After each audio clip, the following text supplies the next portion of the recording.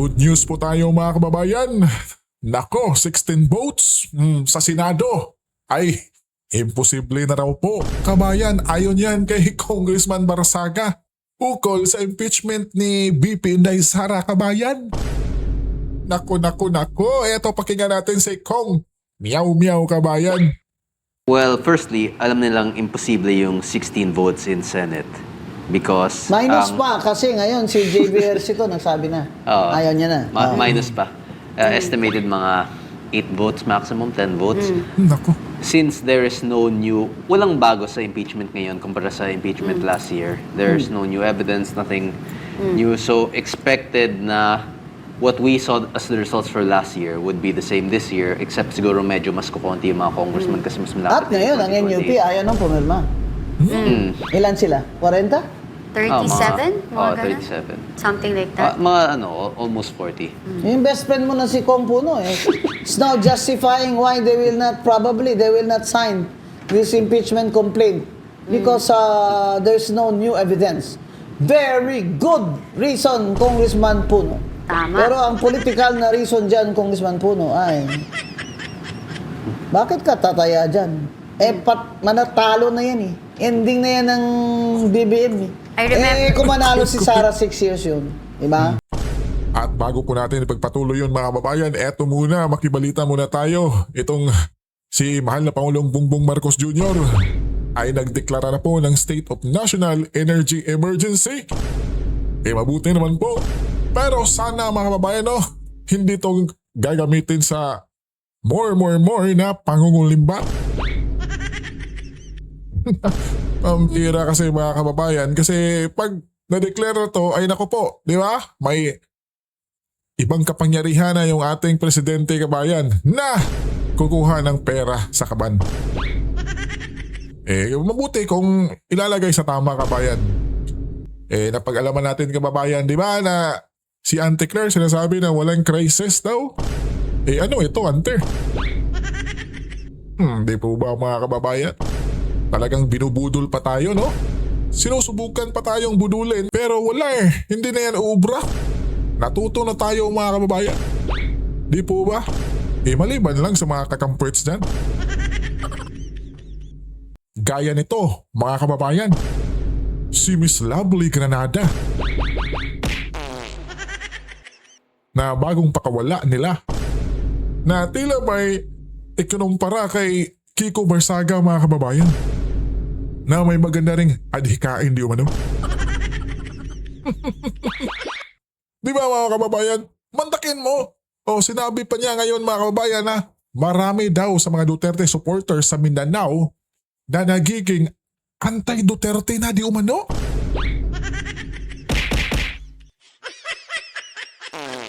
Ha? Totoo ba yan, kabayan, sa Mindanao?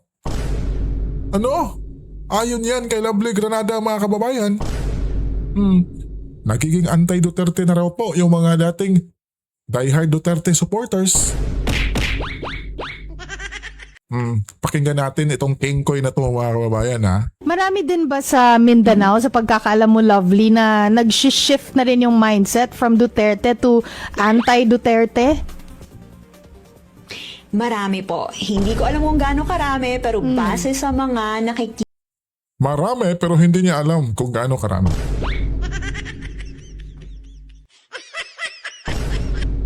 Kakampuink yung galawan, mga kababayan, no? kong messages na flooding in, marami po. Marami din. May messages lang pala yan. Siyempre, yung mga yan, yung mga kung sa mong kakampuinks. Kakampuits. Di ba mga kababayan? Di ba? Grabe yung mga yan sila, kabayan, dahil sa kanila sila lang yung matalino, kabayan. Tapos ngayon, di ba? Budol na naman. Gagawa na naman ng kwento, kabayan, na yung taga Mindanao raw at pati na ata Visayas, mga kababayan, ay ano raw? Tumiwalag na po sa pagiging supporters ng mga Duterte. Lovely. Pambihira mga kababayan, no? Di ba? Nakita na lang na maraming nagbi-message sa kanya. Ano raw? Wala na. Marami ng mga DDS na nagto-turn into kakampwex. Di ba mga kababayan? Pambihira itong pakawala ng mga pinklawan, kabayan, no? Di ba? Kasi pinagpiestahan na to ng mga vloggers ng kabila dyan. Pinagpiestahan to mga kababayan. Busy yung schedule nito, kabayan. Di ba? Tapos may mainstream pa, Daig pa nito yung artista, kabayan. Di ba? Pambihira. Di ba mga kababayan? Kita yung pagmumukha na yan? Di ba? Magaling lang mag-English. Tsaka Briton yung accent. Ay naku po. Gusto nang makipag-debate kay BP Sara? Ang bihira ka talaga, Miss Lovely. Fire in the hole, Granada. Eto, tuloy po tayo dito mga kababayan. Na kahit anong gawin pa nila ng grupo ni Miss Lovely, kabayan, ay talagang si BP Sara ay maabswelto, kabayan. Yan ang sinasabi natin, Kati, na itong administrasyon na ito, napaka-benchful, ha? Benchful! At Kaya ang talagang, bigat. corrupt! Benchful! At saka incompetent itong si BBM. Ikaw palagay mo, Kong Kiko, competent ba yan si BBM? Well, if you look at economic factors, if you look at the political factors, dun mo makakita you decide competence not based on opinions but based on numbers. Correct. And from what we see in the numbers, the results speak for themselves. Anong numbers? Kung Wait muna mga kababayan, ha? Balik muna tayo kay Miss Lovely Granada, kabayan. Na may nakita tayong kapatid raw ni Smeagol ng The Lord of the Rings. Ayan, my precious. Diba? Eto yan mga kababayan, Diba, si Kiko. Masasabi natin na kung pakawala raw ng mga Duterte. Si Miss Lovely mga kababayan, yun yung pangtapat nila dito kay Kiko Barsaga, di ba, no? Pagdating ngayong 2028 na halalan, kabayan. Natila ba yung si Miss Lovely ay yun yung kanilang star of the night na endorser, kabayan? Diba? Pinagpiestahan ng mga vlogger na mga kakampwengs. Ang bihira, ikaw kabayan, nasusingin mo. Kaya bang talunin ni Miss Lovely itong si Kiko, kabayan? Kong Kiko. Well, firstly, yung sa GDP growth natin, foreign direct investments decreasing, No. and also sa PSEI, sa peso to dollar exchange rate. Oo. And lastly, kahit yung numbers lang kung ilan yung nakulong sa corruption issue, we can already judge based on those statistics alone. Tsaka ilang Kung taon na budget ano yung ang magiging deficit ng budget. results natin. Oo. Oo, At grabe. utang siya ng utang. Pero, kita mo naman. Tumataas din yung tax natin eh. Yun Uy, yung Oh, yes. Ang tax na pinakamahirap tumataas. doon. The tax are ang- increasing but yung funds natin mas lalong hindi na nagamit. People see less from increased taxes. People But- see less results from the government. And the Yeah. loans. We don't benefit from it. Oo. Utang siya ng utang, wala naman tayong nakikitang resulta. Well, na eto maganda. na lang. Gerang-gera. Ang priority, imbes na, even sa Kongreso, imbes na ang prioridad nyo is Impeachment oo, na di ba? naman. I-safety muna ang ating mga OFW. Nakakasabi nga lang sa ating nakaraang interview with Miss Cora Guidote na ang ating OFW, ang ating pag-asa na lang, silang nag-hold kung bakit ang ekonomiya natin ay still nakatayo kahit papano. Kinalimutan. Mas priority pa, Kong Bing, Kong Kiko, ang impeachment na naman. 'Di ba? Ayaw interviewin, ayaw pag-usapan ang nakawan sa kaban ng bayan na sana kung mahuhuli ninyo or nandyan na ang dami nagtetestigo, is mababalik pa yung ibang pera. Oo nga pala, may nagre-return ng pera eh. Nasaan na yun? Yun. Hindi rin sinasabi kung nasa ano yun. Bigla ako din. naalala. Palagay mo, Kong Kiko, itong impeachment At saka kababayan, yung diba, binebenta na nila yung mga kotse ng Diskaya, kabayan. Saan kaya napunta yung ano dyan mga kabayan? Sales ng kotse ng mga yon, yung mga luxury cars kabayan. Iba ka. Nasa bulsa na ni Bangagski, mga kababayan, no? Di ba? Wala di natin alam mga kababayan kung saan yun napunta. Di po ba? Alam naman natin na yung mga Marcos kabayan ay noon pa yan mga kababayan, di ba? Na grabe, Lupin the Third na yung datingan kabayan. Kaya yung mga Pilipino ay naku po, pagdating sa pera at paghawak ng mga Marcos mga kababayan ay naku po, wala na. Di ba? Pambihira mga kababayan. Impeachment 2.0 ay may Pag-asa. panalo kaya itong mga anti-VP Sara Duterte? Well, firstly, alam nilang imposible yung 16 votes in Senate. Nako, eto na. Because Minus ang- pa kasi ngayon si JB Ercito nagsabi na. Oo. Ayaw niya na. Oo. Minus pa. Estimated mga 8 votes maximum, 10 votes. Since there is no new, walang bago sa impeachment ngayon kumpara sa impeachment last year. There's no new evidence, nothing new. So expected na what we saw as the results for last year would be the same this year, except siguro medyo mas kukunti yung mga congressman kasi mas malapit. At ngayon ang 2028. NUP ayaw nang pumirma. Ilan sila? 40? 37? Mga ganun? 37. Something like that. Mga almost 40. Yung best friend mo na si Kong Puno it's now justifying why they will not sign this impeachment complaint because there's no new evidence. Very good reason, Congressman Puno. Tama. Pero ang political na reason dyan, Congressman Puno, ay bakit ka tataya dyan? Manatalo na yan eh. Ending na yan ng BBM eh. I remember- kung manalo si Sara 6 years yun.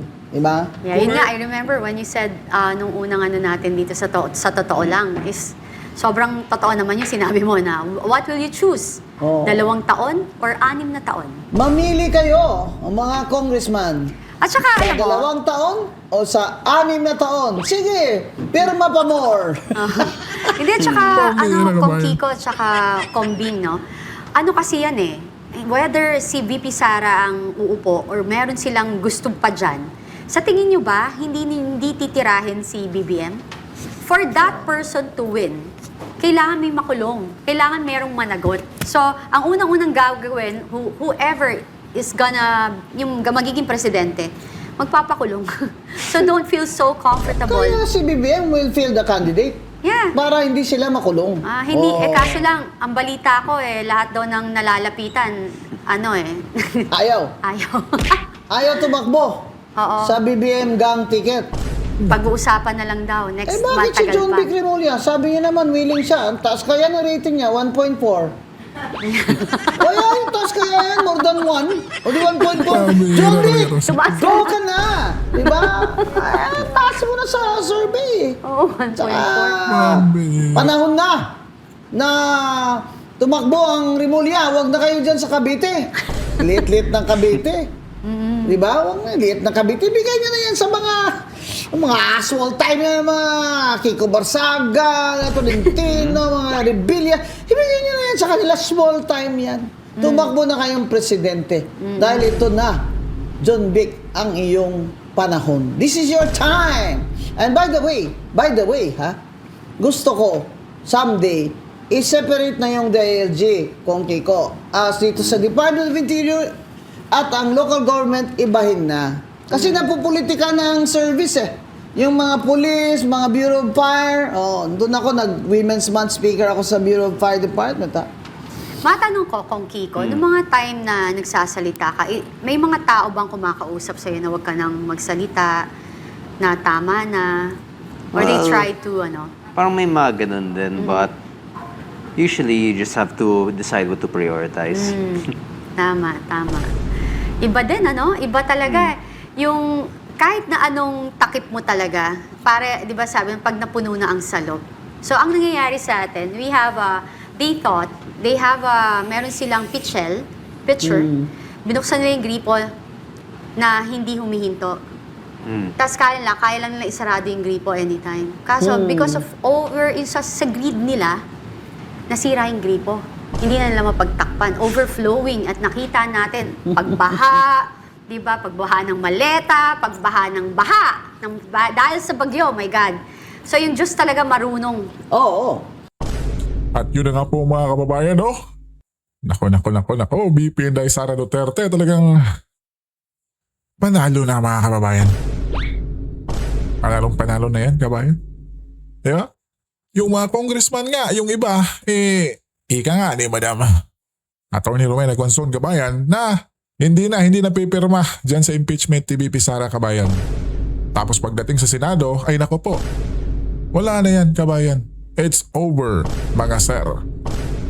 Kahit ano pang sabihin nung si Lovely Granada, mga kababayan.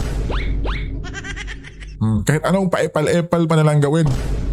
Kahit, di ba, yung kanilang tanong, mga kababayan, na bakit di raw sagutin ni BP Inday yung impeachment na niya. Ang simple-simple lang. Di ba, may mga sorbeng ganyan, mga kababayan. Nako po. Di nyo ba narinig yung abogado ni BP Inday na si Atty. Sal Panelo? Kung gusto niyo ng sagutan, kabayan, dalhin na sa Senado para magkaalaman na. Di po ba, mga kababayan? At saka pagdating sa Senado, mga kababayan, syempre butuhan yan. Di ba? Sinabi ni Kiko Barsaga, mga kababayan, na